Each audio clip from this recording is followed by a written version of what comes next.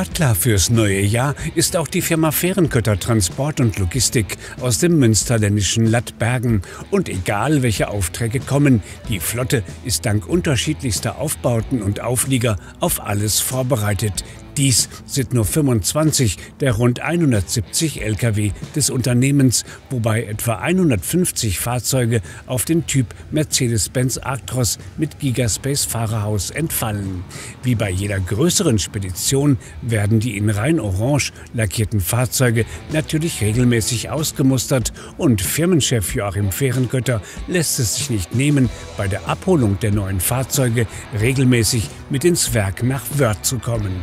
Ehemalige Fahrer und auch der zuständige Verkäufer des Vertriebspartners begleiten ihn dabei. 5 neue Lastwagen warten schon in der Auslieferungshalle.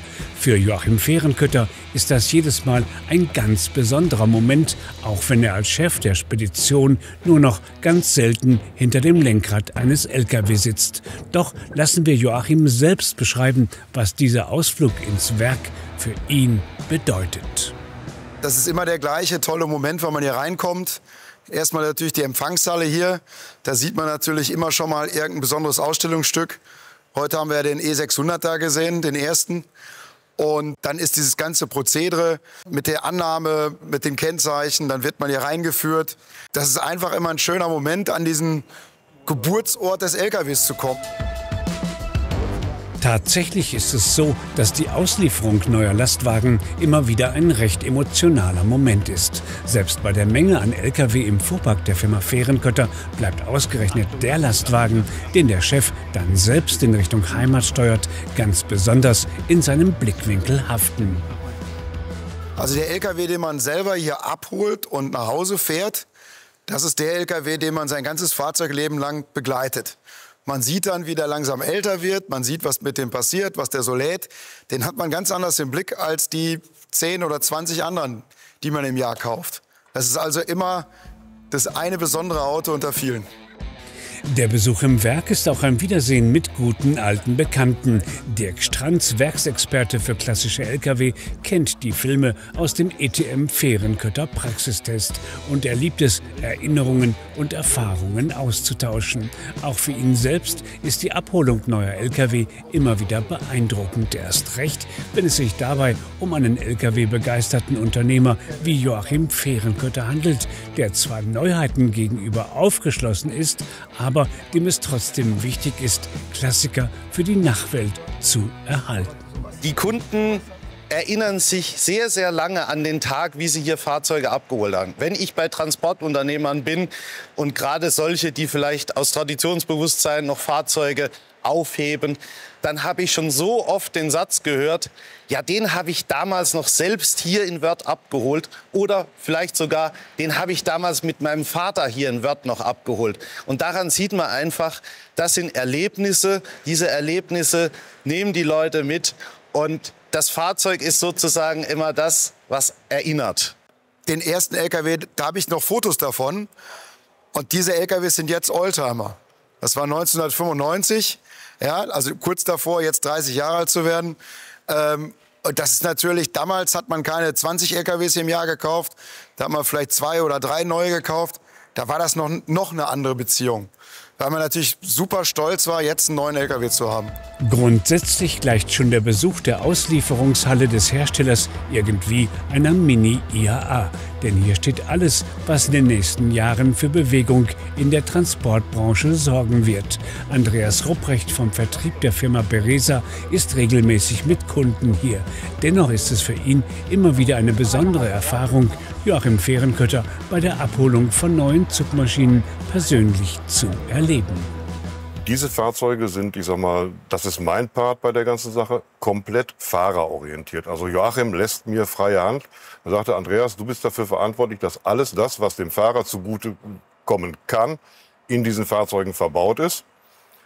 Speziell diese 5 Fahrzeuge heute werden dann Autotransporter und die sind sogar als Doppelstock-Autotransporter ausgelegt später, sind aber auch flexibel einsetzbar als ganz normale Transportfahrzeuge, als Plateaufahrzeuge. Gegen Mittag machen sich die 5 Lastwagen dann auf dem Weg von Wörth am Rhein nach Nordrhein-Westfalen. Die sonst übliche Werksbesichtigung entfällt, weil wir die 5 Fahrgestelle bei Tageslicht auf der Autobahn sehen wollen. Bevor die Lkw allerdings eingesetzt werden können, müssen sie noch das spezielle Fährenkötter Branding erhalten, also zum Beschrifter. Knapp 500 Kilometer Strecke warten auf Joachim Fährenkötter und seine Fahrer. In der Kabine von Joachim haben wir genügend Zeit, um uns darüber zu informieren, in welchem Alter oder bei welchem Kilometerstand die Lkw im Fuhrpark ausgetauscht werden. Die Firma fährt die Lkw in der Regel 7 Jahre lang. Das bedeutet eine durchschnittliche Gesamtfahrleistung von 1 Million Kilometer. Dann aber wird es Zeit, den gebrauchten Truck gegen einen neuen auszutauschen. So funktioniert das dann eben auch mit den Kosten. Ich habe bei einem neuen Fahrzeug ja erstmal keine Reparaturkosten, auch ich sage mal eine lange Zeit keine Wartungskosten. Das heißt also, der ist in den reinen laufenden Kosten erstmal günstiger. Meistens ist auch der Kraftstoffverbrauch noch niedriger beim neuen Fahrzeug und von daher ist diese Auffrischung immer hoch willkommen und auch dringend notwendig, weil sonst der Fuhrpark irgendwann überaltert. Mit einem neuen Lkw ist es wie mit einem neuen Auto. Einfach herrlich, dieses Gefühl, ihn zum ersten Mal fahren zu dürfen. Auch das Team von Joachim Fährenkötter genießt diese Momente. Natürlich nicht ohne zu vergessen, dass regelmäßige Pausen wichtig sind. Immer wieder ist es in den Speditionen ein Thema, wie denn eine ausgewogene Motorisierung bei einem Lkw aussieht. Mit den 510 PS starken Turboreihen-6-Zylinder-Motoren sollten alle Erwartungen der Fahrer erfüllt werden, sagt jedenfalls der Chef. Heutzutage bedeutet mehr Leistung, mehr Motorleistung eher weniger als mehr Verbrauch. Und deswegen haben wir hier zum Beispiel 510 PS gewählt. Und das ist ja eigentlich auch ganz logisch. Je mehr Leistung, desto einfacher fällt es dem LKW, zum Beispiel einen Berg raufzufahren mit voller Ladung. Und wir sind der Meinung, mit etwas über 500 PS ist auch die Diskussion vorbei bei neuen Kraftfahrern, die zu uns kommen. Wie viel Leistung habt ihr? Habt ihr schon 500 PS oder nicht? Das ist ja eigentlich, mittlerweile wird es ja überall so etwas der Standard. Vor Jahren undenkbar und ganz ehrlich, mit den Durchschnittsgewichten, mit denen wir meistens fahren, sind für die meisten unserer Fahrzeuge 510 PS gar nicht unbedingt notwendig. Aber nochmal, Verbrauch, Verschleiß, alles ist besser und am Ende hoffen wir, dass das Fahrzeug dann richtig gut durchhält und dass der Verbrauch top ist. Wirtschaftlichkeit ist eben der bestimmende Faktor im Speditionswesen.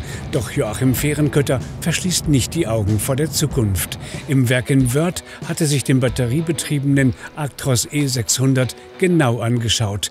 Doch fehlende Subventionen und vor allem eine fehlende flächendeckende Ladeinfrastruktur machen es ihm und vielen seiner Berufskollegen schwer.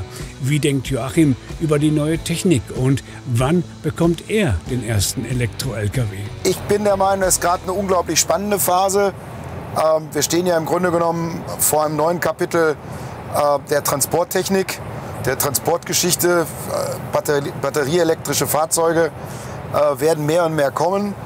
Wir selber werden es in diesem Jahr auch das erste Mal ausprobieren mit einem Actros E600. Und ja, wir lernen alle vieles neu. Wo lädt man? Wie lange funktioniert die Technik?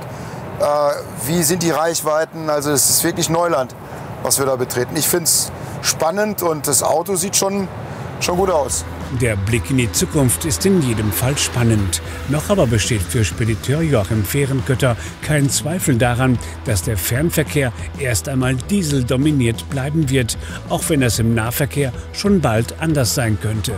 Wie gesagt, es ist der Blick in die Zukunft und der ist für seine neuen Diesel-Lkw, die international unterwegs sein werden, erst einmal nicht relevant.